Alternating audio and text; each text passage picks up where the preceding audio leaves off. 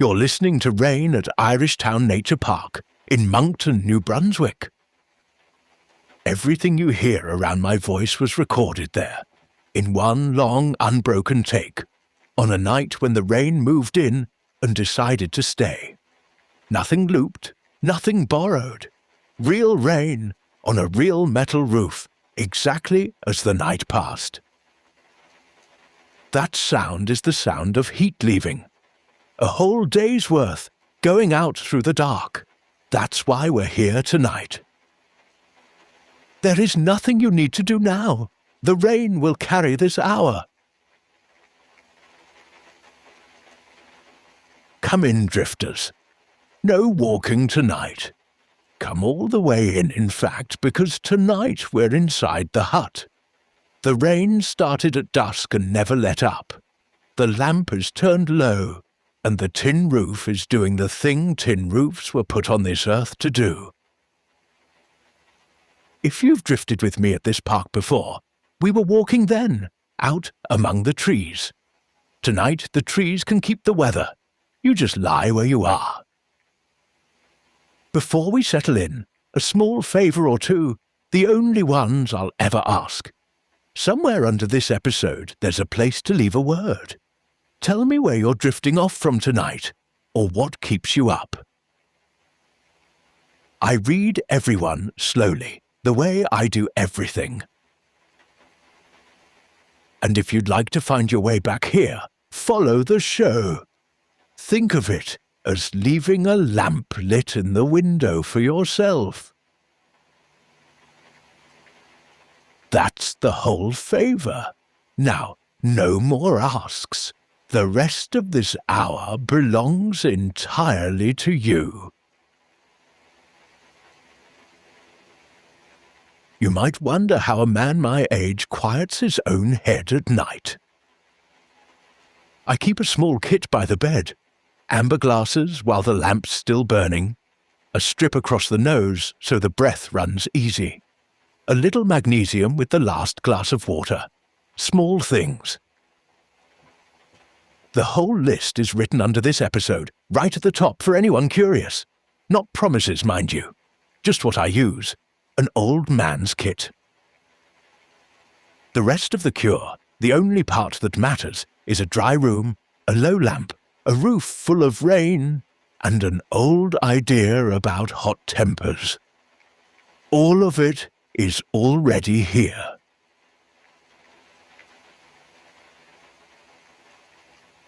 Now the hands, whatever they did today, gripping, pointing, holding a phone too tight, they're done. Find your right hand, wherever it's resting, and let it go loose. Not open, not closed, just loose, finger by finger, heavy as a dropped glove. Now the left, the same slow letting. This is a long hour, with more quiet in it than talk, and that's on purpose. If my voice becomes just another sound in the rain, that's the whole idea working.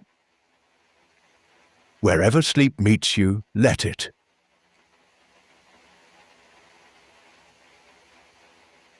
Tonight is for the argument that didn't finish. The one you carried to bed. Maybe it ended with a door. Maybe a phone going dark. Maybe two people just ran out of road. And now you're lying here with your half of it still warm in your hands. Rehearsing, rebuilding, winning it this time. Whoever it was, someone you love, someone at work, someone you'll never even meet again. The argument came to bed with you, and it's louder than the dark. The answer to it is one of the oldest prescriptions in the world, and tonight it comes with stories attached. A raised hand that never came down. A stranger at the baths. A lamp carried out of a bedroom in Rome. Everyone in tonight's story has been at rest for 2,000 years. Nothing in it can go wrong anymore. Every quarrel in it is long settled. All that's left is the telling.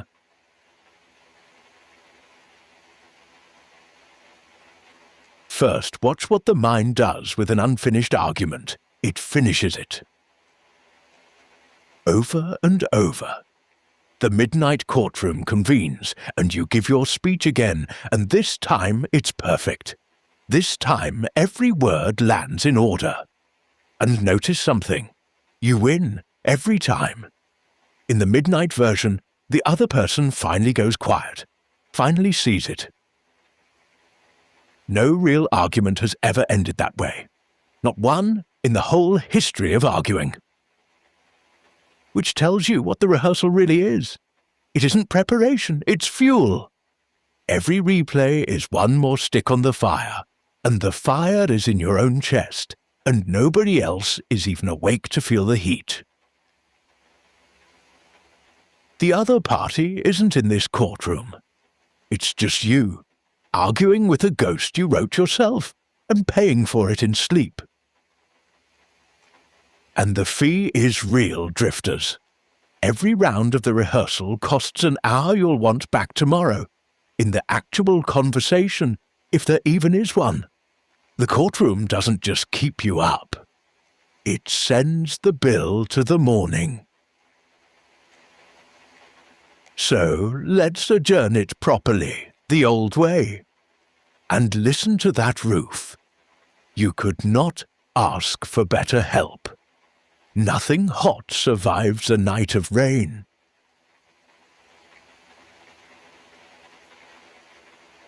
Seneca wrote 3 whole books about anger, and he wrote them because his brother asked him to.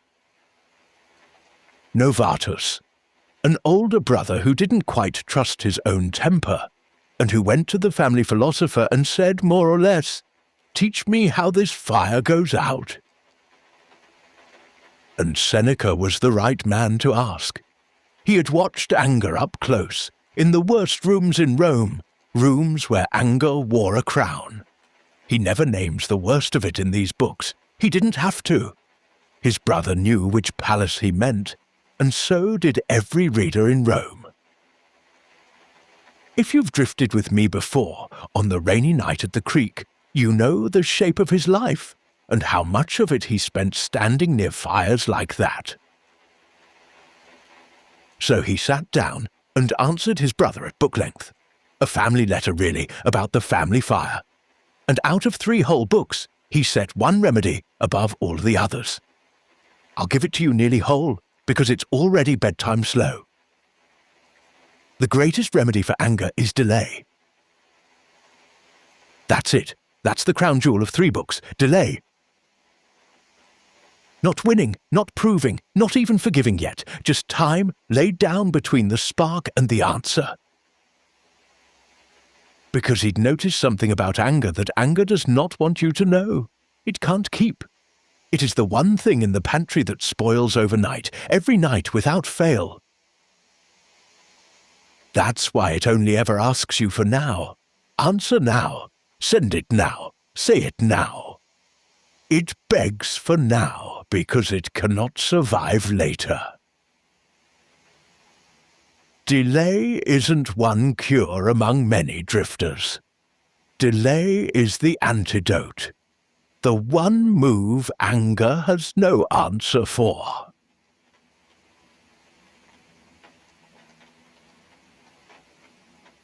He called anger a short madness. His words, not mine. A brief madness, he said, and he meant it kindly, the way a doctor names a fever. The angry man, he wrote, has the burning face, the trembling hands, and no ears at all. And for that, he passed along a trick from an old teacher he admired, a Roman named Sextius. Sextius used to send angry men to go find a mirror. Not to shame them, just to show them. This is not your face. This is the fever's face. Wait until your own comes back before you answer anything. You don't need a mirror tonight. The dark does the same work for free. Nothing gets sent from here. Nothing gets said from here. And by morning, the face will be your own again. That was the mirror's whole lesson. and the night runs it every time.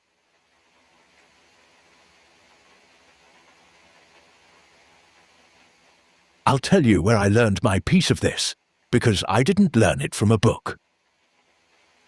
I've spent my working life around hard men. Big hands, loud rooms, language I won't repeat in a quiet hut. Tough is the uniform.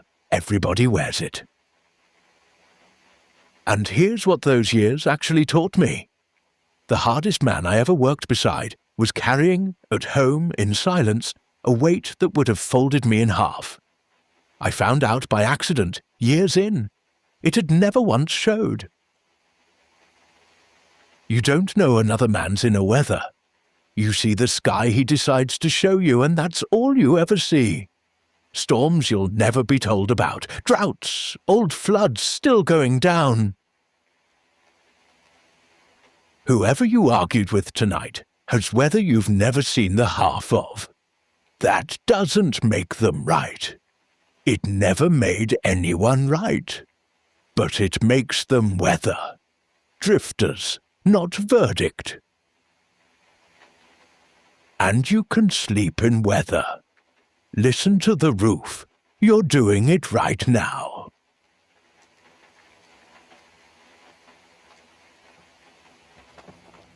Marcus the Emperor had a practice for this, and he ran it at the other end of the day. Every morning, in his private notebook, in words I've made just a little more modern. Today I will meet the meddling, the ungrateful, the arrogant, the dishonest, the envious, the rude. They are like this because they cannot tell good from bad. But I have seen what good is. None of them can truly harm me, and I cannot be angry with my kinsman or hate him. We were born to work together, like hands, like feet, like the upper teeth and the lower, made to meet.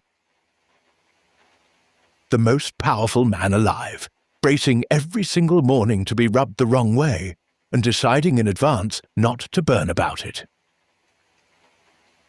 Because he knew what you now know. People act out of their own weather, out of what seems right under their own sky, however wrong it looks from under yours. Notice he never wrote that people would be fair. He wrote that he would be calm. Only one of those was ever his to arrange. That's the old dichotomy, drifters. The oldest tool in this hut. Their words were never in your hands. Your answer always was. And your answer is not due tonight.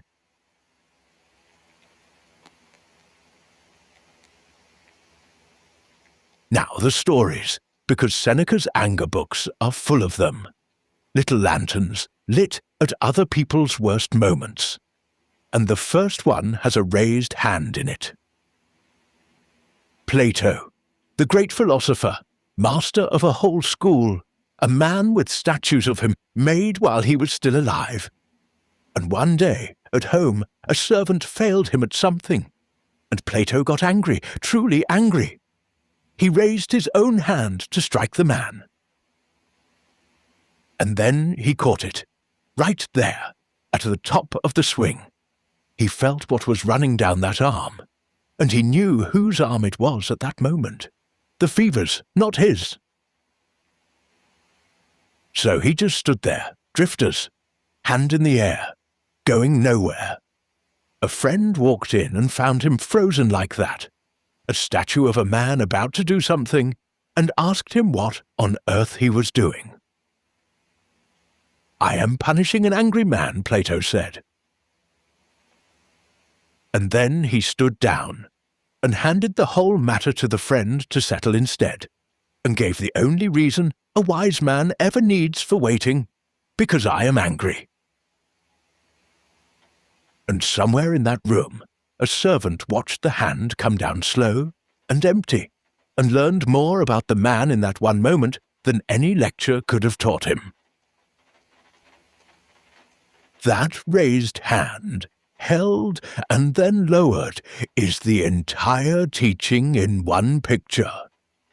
The pause is the wisdom. Anything can wait one night. Tonight, everything does.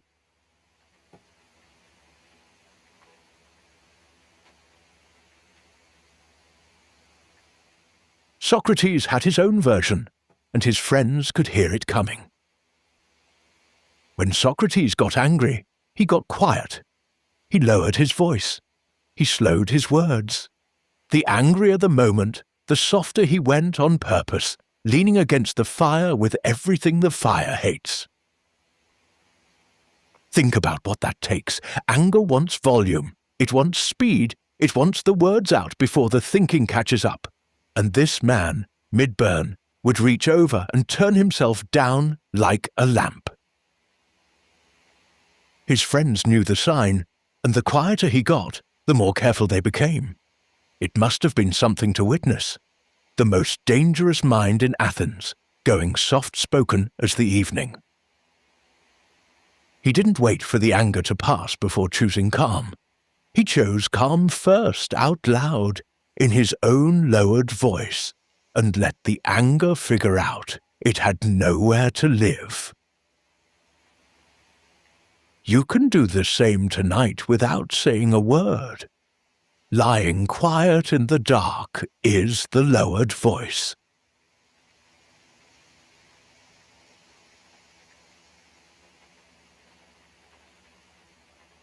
And then there's Cato, the sternest Roman of them all, and a Stoic to the bone. The public baths in Rome were a crush of bodies, everybody's elbows in everybody's ribs. And in that crush one day, a man shoved Cato, hard, struck him, some say, not knowing in the crowd who he was shoving.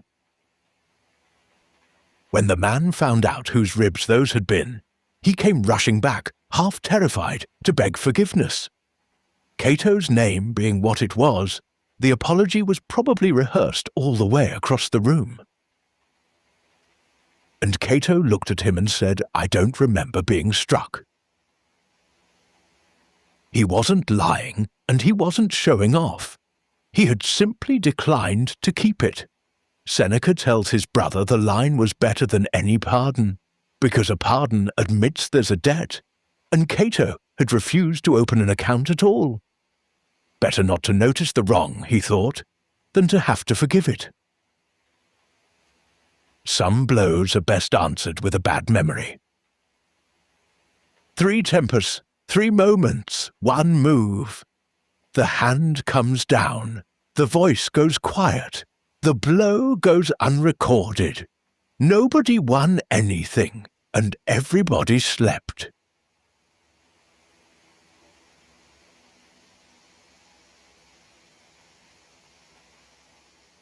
And because he was writing to family, Seneca didn't only cover the big fires. He made his brother a list of the little ones too. And it's a comfort, because the list hasn't aged a day. We get angry, he says, at a cup that breaks, at a slow servant, at a couch left crooked, at a door. Things, he reminds his brother, that cannot feel, cannot mean, and cannot deserve anything at all. 2,000 years later, the list runs. The dish left in the sink. The driver at the merge. The tone of a text that has no tone in it. The door, still the door. Small kindling, drifters. But small kindling is what keeps a fire lit past midnight. The big log of the argument would go out on its own. It's the twigs we keep feeding it. The thing they said, sure, but also the way they said it, and the face they made, and the door. So if part of tonight's fire is small stuff, and you half know it is, you're allowed to just stop feeding that part. No ceremony. The cup was never against you. The door meant nothing. Let the little kindling lie where it fell.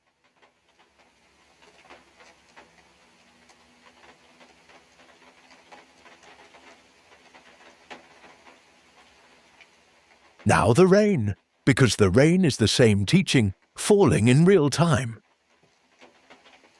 Listen to it, on the tin. Every drop of that was heat once. A hot day lifted it off the world, and the night is handing it all back, cooled, one small cold coin at a time, till the whole account is settled by morning. Nothing puts out fires like this, not argument, not effort, just steady water and enough hours. Ask any wood stove sitting cold in July. Ask the smith, whose quenching trough is filled with exactly this: rain off a roof, saved for the moment the steel comes out of the fire. You heat the steel to shape it, then the cold water, and the hiss. And here is the part worth taking to bed. The steel comes out harder, not weaker, harder and truer, and done changing shape every time someone breathes on it. That's what the delay does. That's all it does. Cooling was never surrender. Ask any blade. Ask Plato's lowered hand. The hot answer bends with every replay. It takes a new shape every time the courtroom convenes. The cooled answer keeps its edge until morning. And half the time, in daylight, you find you didn't need an edge at all.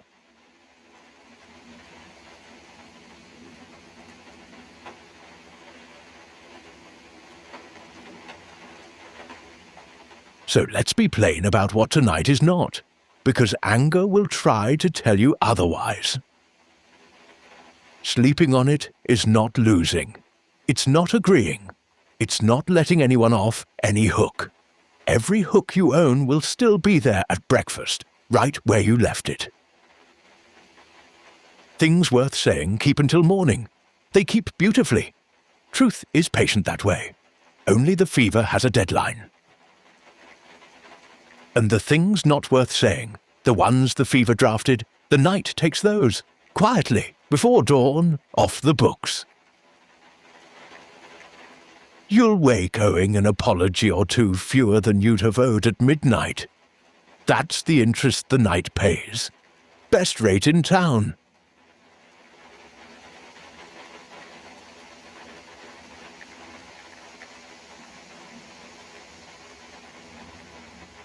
And consider this gently. The person you're arguing with in your head right now isn't even real. You wrote their lines. You gave them that face. The actual person is somewhere out there in their own dark, under this same rain for all sure you know, and by morning there'll be somebody slightly different, slept, softened, or at least slower. So will you. You're rehearsing against a ghost for a debate that will never be held, in a courtroom that closes the moment you open your eyes.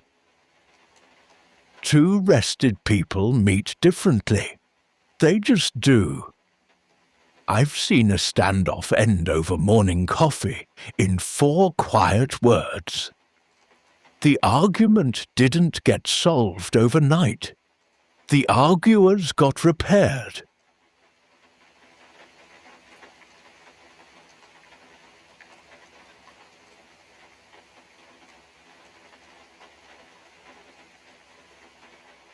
Deeper into the books, Seneca hands his brother the reason underneath all the remedies, and he puts himself inside it, which is why it lands. We are all flawed, he writes, every one of us. The man doing the judging is standing in the same weather as the man being judged. And so, he tells Novatus, the only lasting peace between people is a standing agreement, quiet and mutual, to pardon one another. Gentleness given, because gentleness will be needed. Not because the other person earned it tonight, because you'll be the other person soon enough. Some tired evening, saying the wrong thing in the wrong tone, hoping somebody lets it keep till morning. Forgiveness in this old house isn't a favor you do them. It's a treaty you'll live under yourself. And treaties are signed by rested people in daylight. Tonight, you only have to stop the war.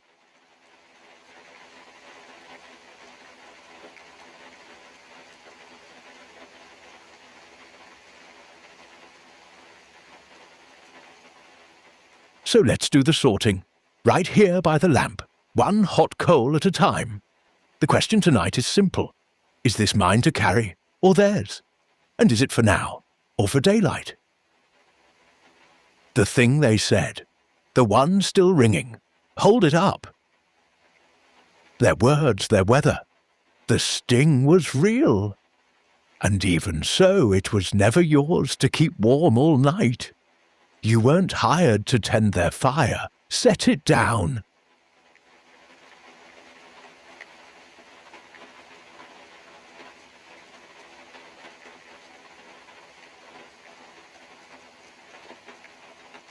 The perfect retort you've been drafting. The one that gets better every rehearsal. Hold that one up too. Midnight drafts never survive daylight. Not one ever has in the whole history of the dark. You'll look at it in the morning light and be glad it never went anywhere. The pen is down. The court is in recess. Set it down.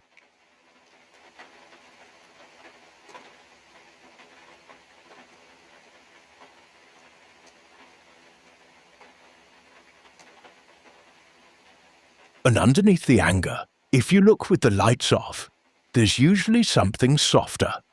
There almost always is. A hurt, a worry, being unseen by someone you wanted to be seen by. Anger is just the bodyguard that softer thing hired.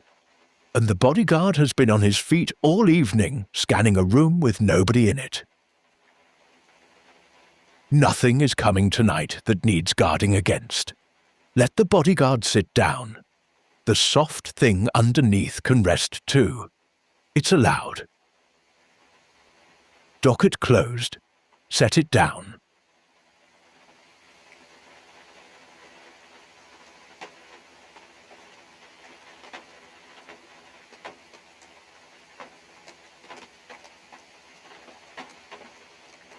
And now the best scene in all three books. The one I've been saving because it happens exactly where you are right now. In bed, at lights out.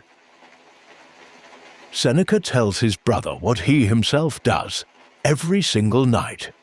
When the lamp is carried out of the room, he writes, and my wife, who knows this habit of mine by now, has gone quiet. I go back over my whole day. I retrace everything I did and everything I said. I hide nothing from myself. I skip nothing. And when he finds the places where he ran hot that day, the sharp word, the quarrel that was never worth its kindling, he doesn't lie there flogging himself for them either. He speaks to himself like a judge who happens to love the defendant. See that you don't do that again, he says. This time I pardon you. This time I pardon you. A man closing his own case every night before sleep. And then he writes down what follows. And you can hear the wonder in it even now. How deep the sleep is, he says, how quiet and free after the mind has been its own honest friend. So there it is, drifters. The man who wrote the book on anger ended it in a bedroom with the lamp going out. The remedy is delay, and sleep is the purest delay there is. Hours of it, administered without effort, without argument, without you lifting a finger. Sleeping is not walking away from the quarrel. Sleeping is the prescription, written for a brother, filled fresh every night since. And if any of tonight's anger is pointed at yourself, you know the words now. This time I pardon you. You're not avoiding the medicine by drifting off. You're taking it.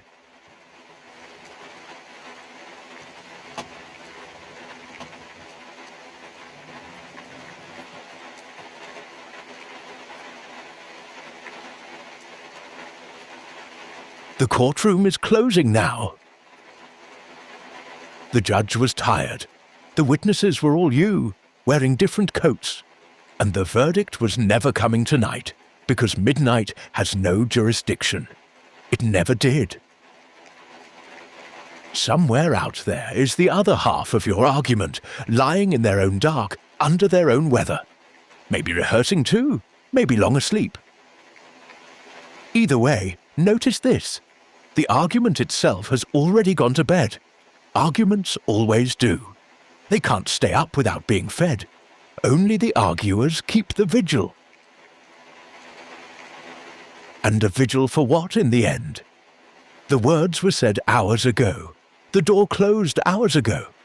The only part of the whole quarrel still awake anywhere on earth is the part you're holding.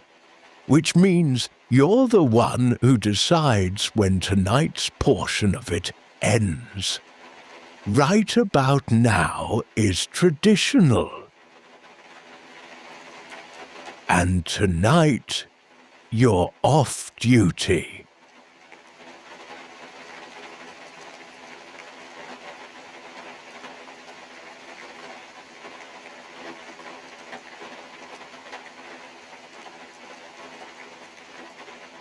There's one more page from those books I'll give you.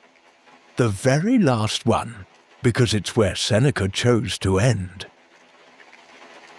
After 3 books of remedies, he looks up from the page, and he reminds his brother how short the whole visit is.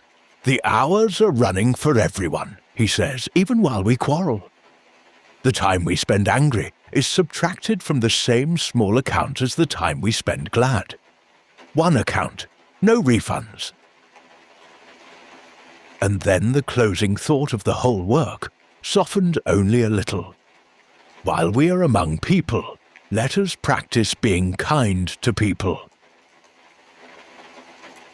That's where the anger books end, drifters. Not with a verdict, with a lease running and a gentle hand on a brother's shoulder, and the advice to spend the nights we're given asleep, next to the people we get to keep. The quarrel is small, the night is large. Choose the large thing.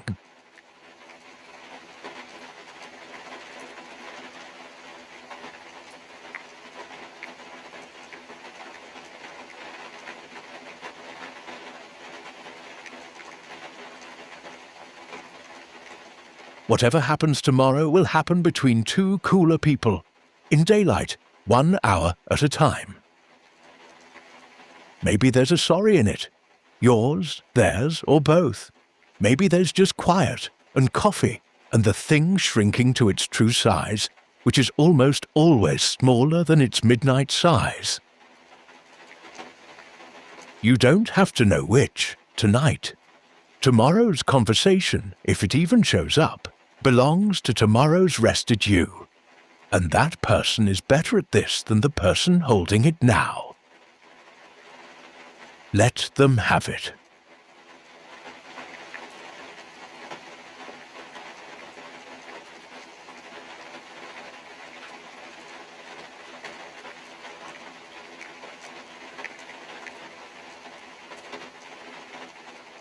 You are not giving in, drifters. You are letting the iron cool. There's a difference, and the difference is the whole night's rest. Say it once, inside, in your own voice, and let it be the last word of the whole quarrel. Cool first, morning after, enough.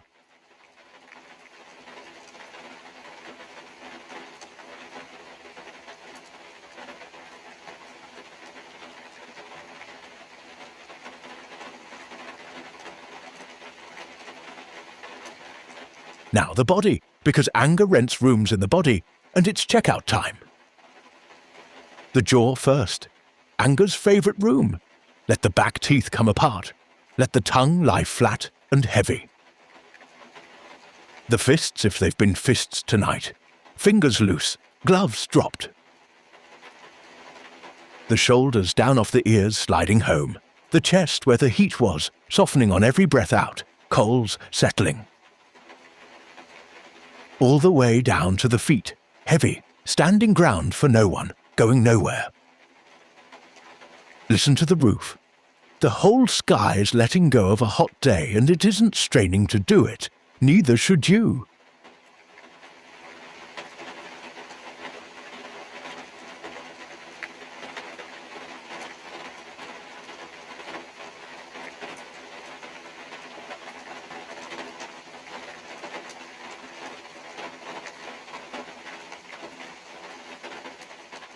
Breathe in through the nose, easy and cool.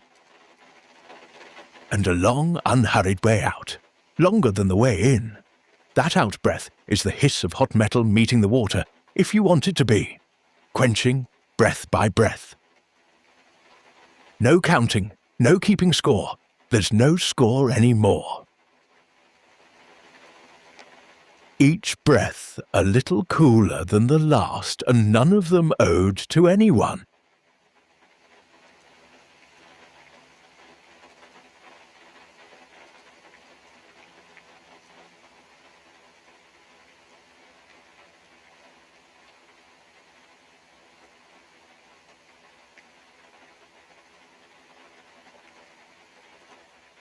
The rain is still coming down. Steady now. Steady at midnight. Steady at 4 in the morning, when every courtroom in the world tries to reconvene. It will fall all night, the same soft drumming on the tin, whether you're awake to hear it or long gone into sleep. Let it be the last thing still working. Everything else can stop.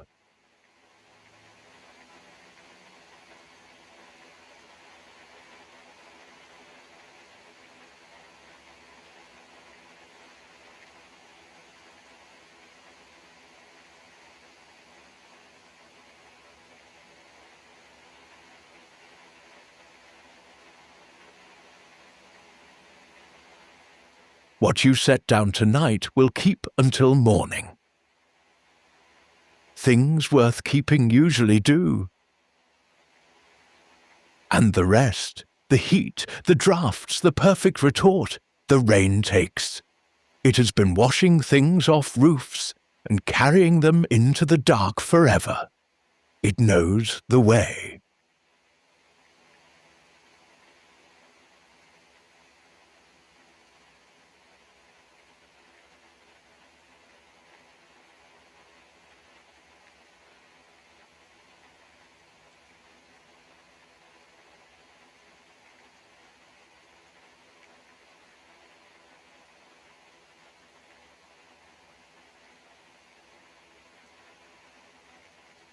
Tomorrow will arrive the way it always does.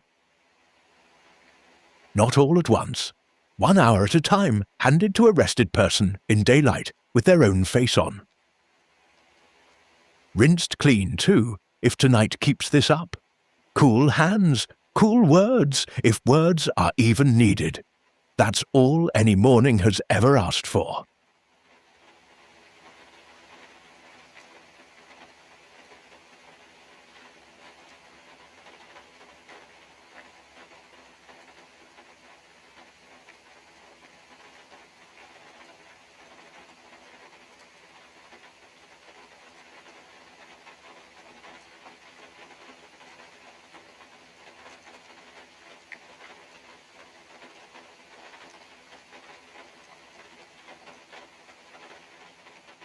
The lamp is down to its last soft inch, and the hut is going dim the way small rooms do, from the corners in. The dark in here is dry dark, warm dark, the kind a roof makes. Nothing in it is angry, everything in it is settling.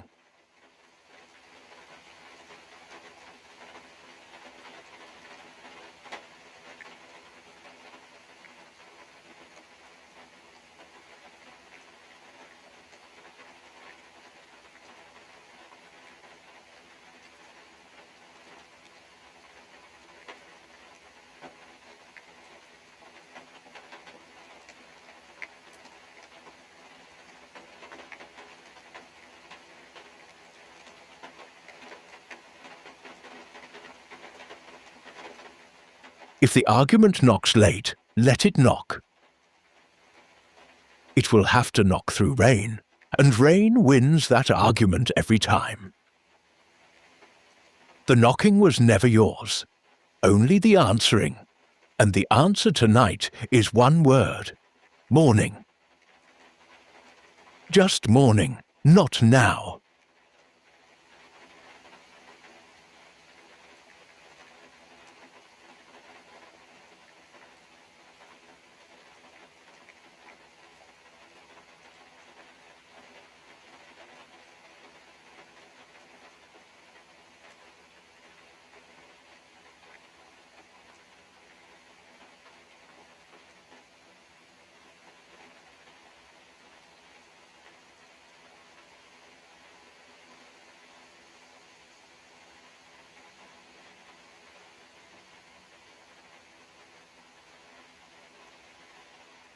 No quarrel was ever settled at midnight.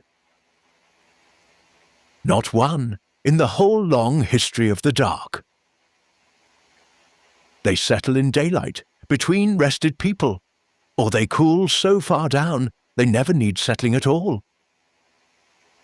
Either way, your part tonight is the same. This, just this.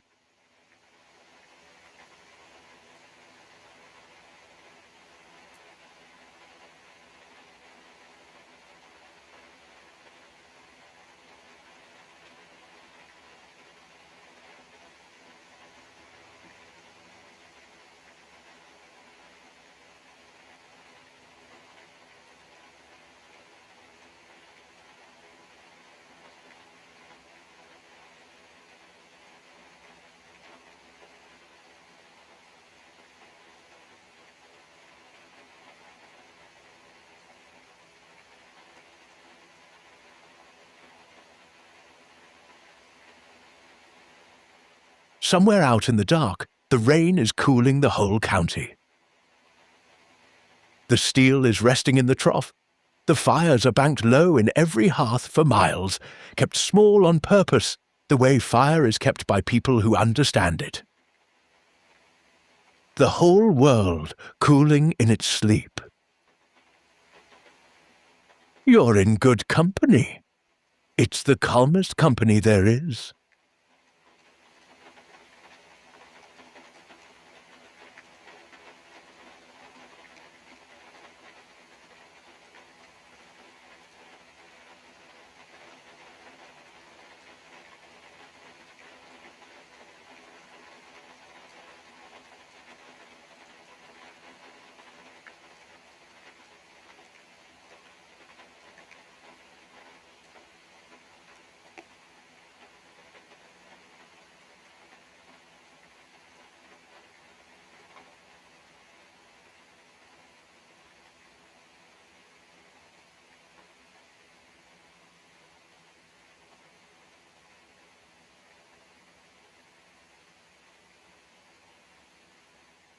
The greatest remedy is delay, the old man told his brother.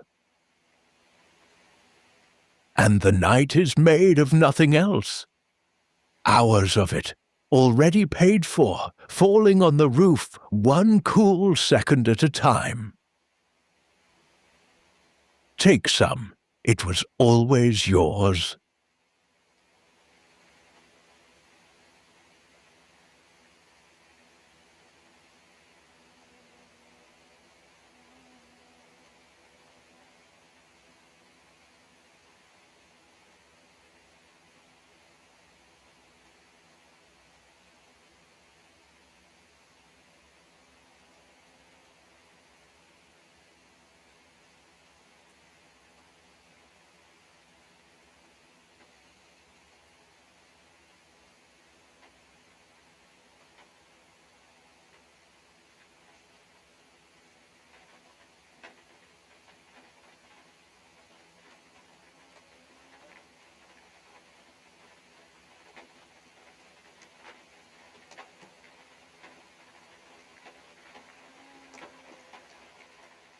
The hut will be here.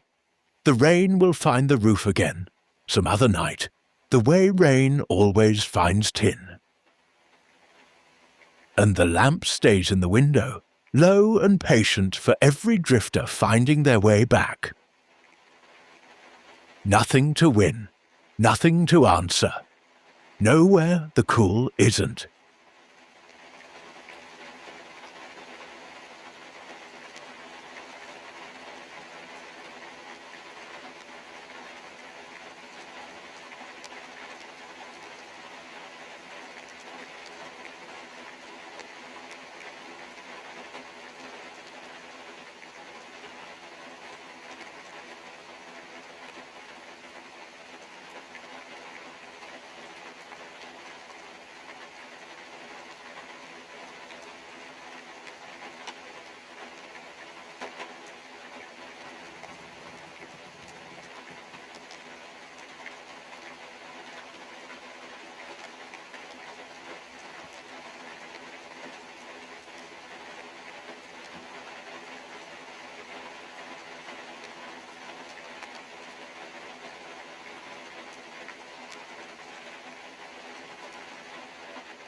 Cool.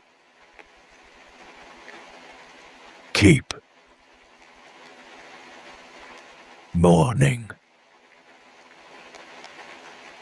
And every one of them on your side.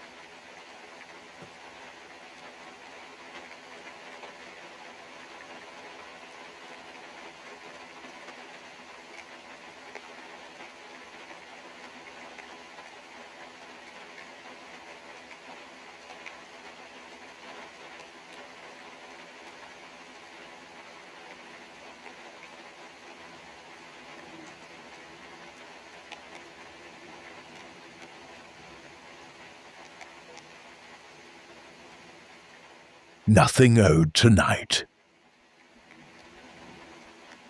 Nothing to prove. Nothing at all.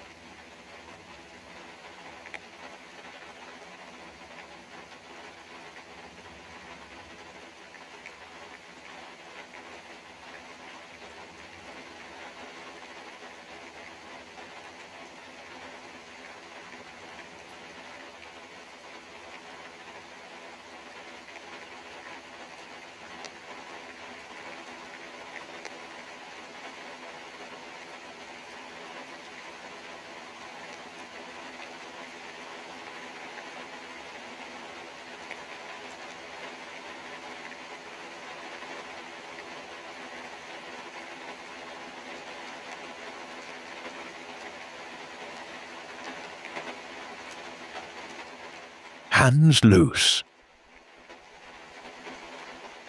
Jaws soft. Nothing to hold. Nothing to win.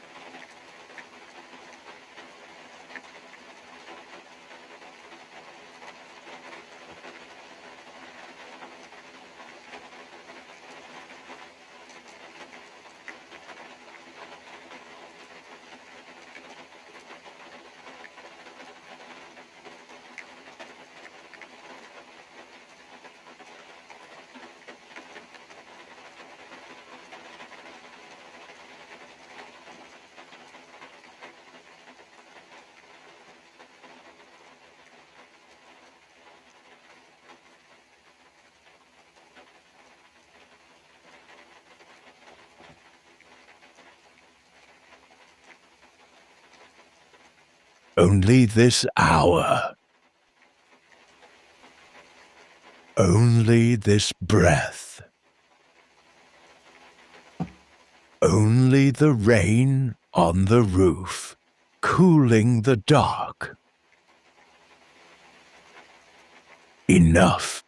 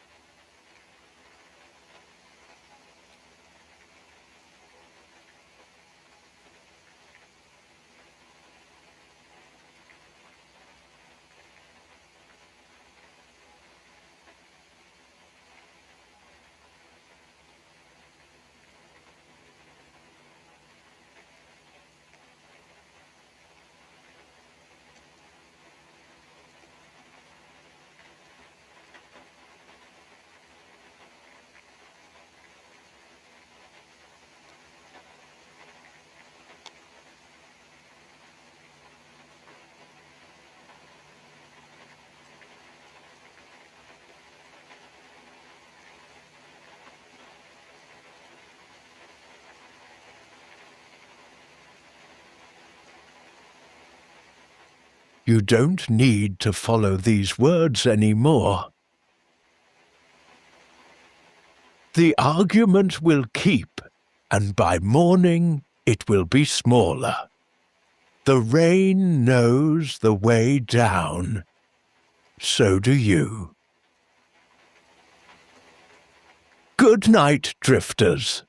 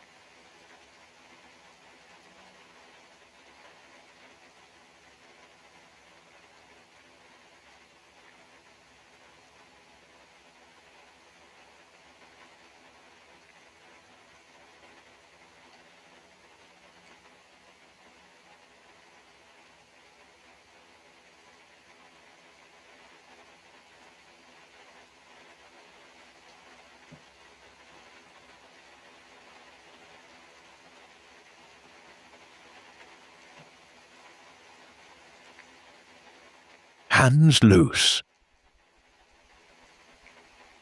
Jaws soft. Nothing to hold. Nothing to win.